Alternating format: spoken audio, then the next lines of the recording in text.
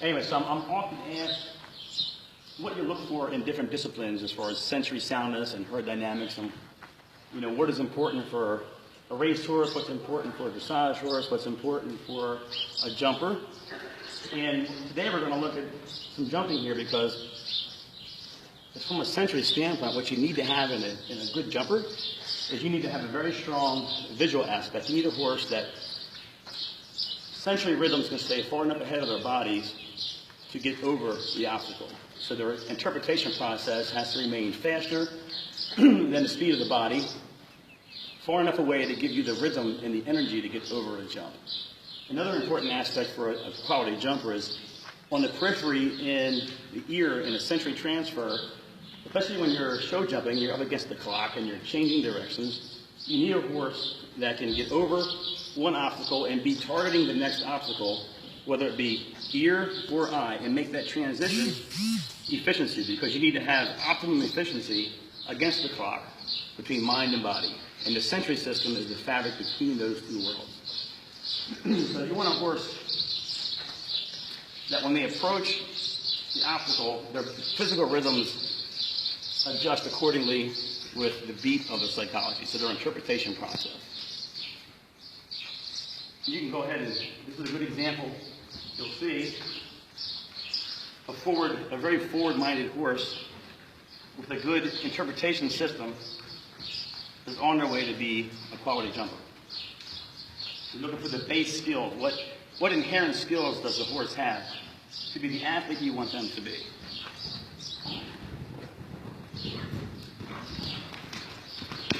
And you can see, going over the jump, the rhythms stay consistent. In the psychology stage, you want the body's here and the obstacles out here. You want the psychology to be in front of the body so that you have a smooth sequence. The mind processing it over the obstacle before the body follows through and on to the next one. In order for it to happen smoothly and efficiently, with efficiency of motion, the psychology has to process rapidly. And sensory lead changes are vital. We all know about physical lead changes, but we need sensory lead changes to manage these types of courses in time.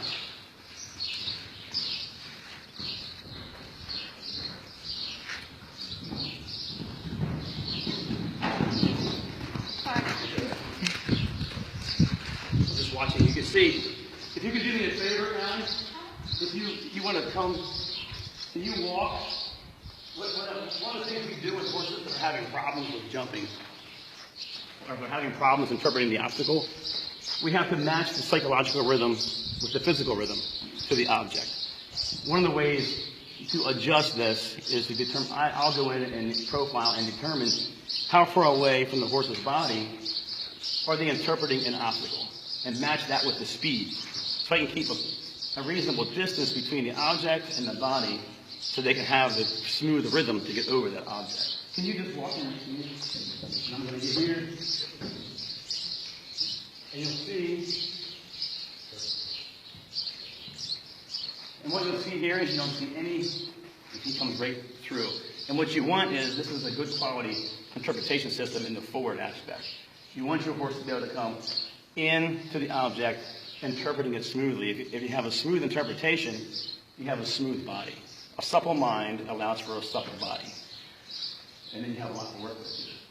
And if you have problems, if you have pushback, if the interpretation process is slower than the body's moving, now we're going to condense the distance between the obstacle and the horse, and you're going to get some pushback.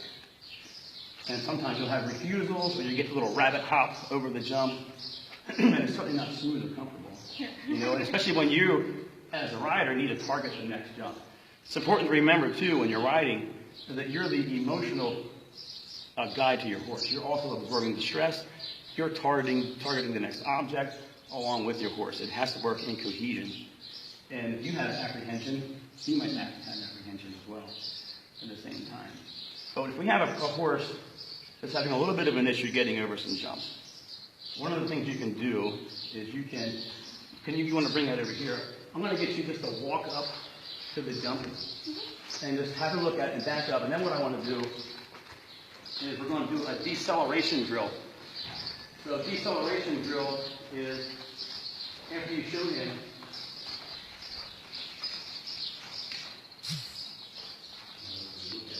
I like you to just back away, go around and do your approach as if you're going to jump, but then as you approach, decelerate and let him walk up to it. Because what we're doing here is we're teaching them to interpret the stimulus that's in front of them by adjusting the physical speed. If we have a horse having some issues, you can do this to allow their psychology to catch up to their body.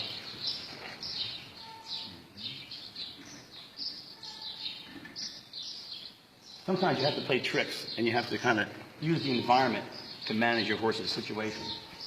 And one of the ways to do that with a horse that's jumping is to alter the physical speed of the approach. And you have one speed of the psychology. We can't change that. We don't have any control of the speed of the psychology and of the sensory system. But what we do have control of is the environment and its physical speed. And this also is very important if you're changing height, because depth perception is also very important for him to be able to figure out and manage this timing and your timing, things like that. Now that we've done that, he has a problem, but let's go ahead and go around and do your sequence of jumps.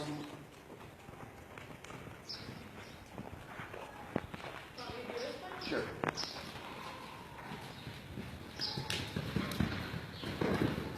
The interesting thing about him, you can see, you can just stand over here. Now, if you watch that on film, it was rated out in this area that he targeted this.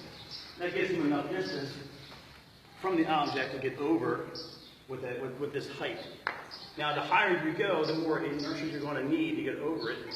So the more space you're going to need between. If you need more space, then you need a faster cycling and further distance psychology. So at this height, you can be 10, 12 feet away and you get what you need to get over it.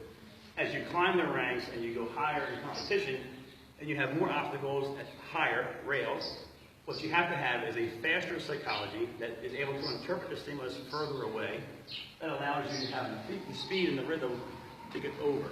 You also need to go, sometimes you got some tight corners to do at Devon or Upperville, places like that, and you're also against the clock. So you don't have the luxury of lollygagging around. You have to do everything in the smooth sequence as possible. So any physical disruptions is a disruption against the clock, or you might hit a rail. You can throw the whole thing off. A tenth of a second can be a lot. So the higher in the competition you need, the higher level you're going to go, the further emotional extension you're going to need in your horse. Because he's going to need to then identify and interpret and process before he gets to the physical distance away from the object to get over it. And I don't know how high he's going with him. About 4 foot. About 4 foot. And you can kind of guesstimate for every foot higher, you need a half a body length further back of interpretation. If you want to put numbers on it. It's the quality. So when I'm looking for a high level jumper, I am paying a lot of attention to the psychology of the forward aspect. How far away can they interpret me and still keep a physical rhythm? And you have to remember, you can test this at a walk because patterns of behavior translate to patterns of motion, just like with people sometimes. It's not very different. So the patterns of behavior that we see in walking and small little things. Now, the good thing about this guy is that his oblique interpretation is really strong. I can go all around him and I can't push him. I can probably approach this horse from this type of angle. And he's got it with no question. It's very important because what does this mean from a sensory standpoint? What this means from a sensory standpoint is this helps him not going forward but making the turns. So in a world where you're making turns and attacking the next jump, the next obstacle, he has to be able to do a sensory lead change. He's got to be able to, I know we're talking about you. You've got to be able to do a sensory lead change very efficiently without losing physical disruption.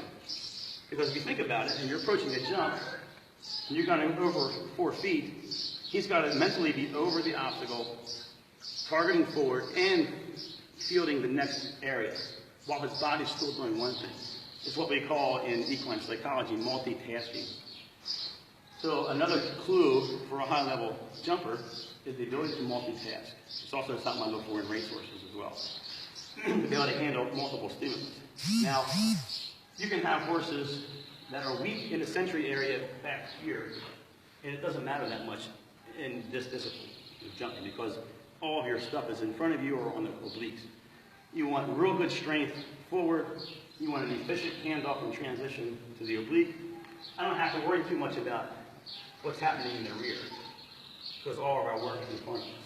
Now, if I'm looking in a racehorse, it's very important to find out what's going on in the horse to determine what's happening behind them because of the positions in the herd motion. When it's just you, your horse, the obstacles, and the time, this psychologist's got to be very efficient here and here.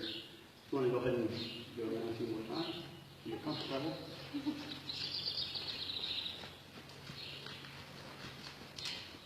Another very important part to understand about the sensory system is that it is the key to learning for horses' ability to assimilate to new environments. So if you're going to continue to change the obstacle course, you need a horse that can assimilate to new environments.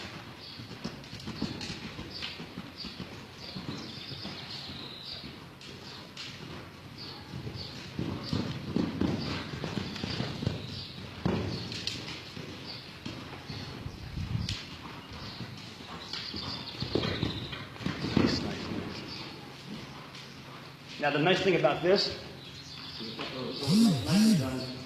from a sensory standpoint, we did a real nice job because if you watch him go across here, he's already, it's an oblique sensory field. He's already able to use, you're able to use your ears, not only to survey and identify the environmental stimulus, but to also interpret it. It's vital because for the body to stay efficient, it has to be interpreted. It has to be interpreted in these aspects. When it's interpreted properly, he is able to hand that stimulus off to the eye or vice versa. And when you can do that, you can maintain physical momentum and efficiency. You got to think about the psychology as, in a computer, the operating system of the horse. This is where everything operates from.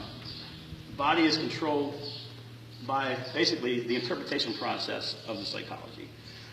And it has to happen in a sequence of the sensory system's job is to survey the environment, identify stimulus, and then the psychosensory meshes together to interpret the stimulus.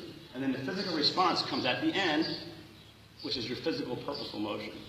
All those things have to happen before the body even moves or doesn't move. So if you think about that sequence is like a blocker in a football game for a running back, clearing the path for the body to follow through. So for a quality jumper, all this area around him and the next target needs to be identified, interpreted, and followed through while you're making that sweep. And that allows you to be pinpoint and accurate all the way through. And if you're having problems with height, and you have a horse that physically can do it, but he still hits those rails, knocks them off, he's just ever so close all the time. If you think about it, what's happening is it's timing. It's all about timing. It's the rhythm of the interpretation process, not quite in tune with the physical jump, so that momentum is off a little bit. And what you want to do is you want to work with the timing of the psychology with the body in different ways. And that's one of the things we do in profiling is we evaluate that process and we determine the distances around the horse and the speed. Not only do I determine the distance around the horse that they're interpreting stimulus properly, but how fast it's happening relative to their body speed. And it's very, very important. It's highly relevant because things that happen that seem to be small things, I gotta walk, can manifest themselves to be big problems in motion because now you're adding speed to the same pattern of behavior. You add physical speed to that, they become more pronounced. And it's things that you say, well, I never saw this in my horse until he does something. Well, the signs are usually there, but they're very esoteric and small and not well defined. And we oftentimes think it's playful, but they're reactionary. And the sensory system needs to be used for offensive purposes instead of defensive purposes to be a high-level athlete. And a well-rounded horse, in jumping, is strong here, has good physical timing, and to adjust the height, you need to adjust the timing. You can practice that. You can practice the sensory interpretations at further distances without even jumping. And there's ways to do that as well. So if you want to do a couple more rounds, and that's pretty good.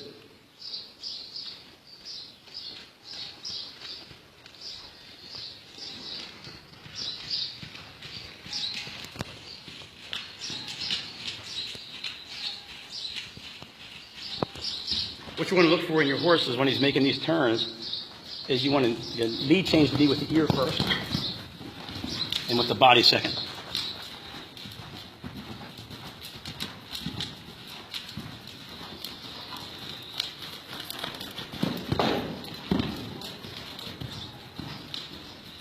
The sensory system can be very tricky.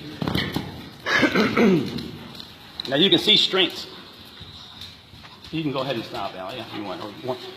What you'll notice is some horses can excel over going over one jump and look very, very smooth, look like a world-class champion over the one jump. And sometimes you have problems. You're like, well, he can do this one, but when I make the turn and you got to do the ones in sequence, we have a problem with the second one. Sometimes you have a problem with the first one, but when they're back-to-back, when you have a few beats in between and you're making another jump. So what's happening is now we have differences from a sensory standpoint. You have one obstacle that you have to identify, interpret, and get over. That's, for a good horse, not a big deal too often. The challenge comes, now you have to make a turn, and you're going into a sequence of jumps. Now what has to happen is we go from one stimulus in the environment to two. So they need to be able to multitask from the sensory field. So now the psychology has to interpret two different ways. It has to interpret what's right in front of me now and project themselves to the next one and be over that one at the same time while they're going over this one. So now we are doing two different things. While he's clearing this jump, his sensory system is working on clearing this jump. It can be a challenge to keep the body and mind in sequence to get the right rhythms through that, to make it look smooth, to get over it, to clear the height. Sometimes you'll go over the first one and click the second one. And what's happening is the rhythm is off in between. And the physical rhythm is controlled by the psychological and sensory rhythm. Yes, I know it's not you. But it's very important to keep that in mind. And when you're having those types of problems, you know, we look for the distance, space between, and the interpretation process, and the speed of the interpretation process. The mind must move faster than the body's moving. And when you have multiple stimulus, it has to move even faster. But it has to be efficient. Because what can happen is it can move faster and then get out of control. Because it can begin to interpret stimulus or identify the stimulus and not interpret it properly. Now we have problems doing sequences. When you get through that and you get back to a single stimulus, he's back to square and back to full command. So there's lots of little tiny things in the sensory system that have extreme amount of importance to efficient jumping, because it has to work together in synergy to optimize physical performance. It's one thing very important to remember, that regardless of how much preparation you have in anything, if you can't handle the stress in the moment, your physical optimization is going to be minimized by that. It's just like you can prepare for a speech for weeks and get up on the podium and then freeze up, even though you're prepared for it. The same type of stress processing happens with horses, and a lot of times we'll evaluate how they're managing stress, because it's going to tell us how much energy they're going to have left over to handle the environment out here. You know, it's kind of like if a racehorse is jammed up in the gate, well, they're all stressed out there sometimes and they pop out of the gate. Or you have a horse that's getting ready for a show, and here the horse is doing great. When you do the shipping and you go to a new environment, those types of stresses can have a lot of effect on an otherwise high-quality athlete. And that's not a physical thing. It's a mental thing. And the mentality is essentially controlled by the interpretation process of the sensory system. Sensory soundness is every bit as important, if not more important, at least to me, than physical soundness. Of course, you have to have a physically sound, capable athlete. There's no doubting that. But without a sensory sound system here, you're not going to optimize full potential here.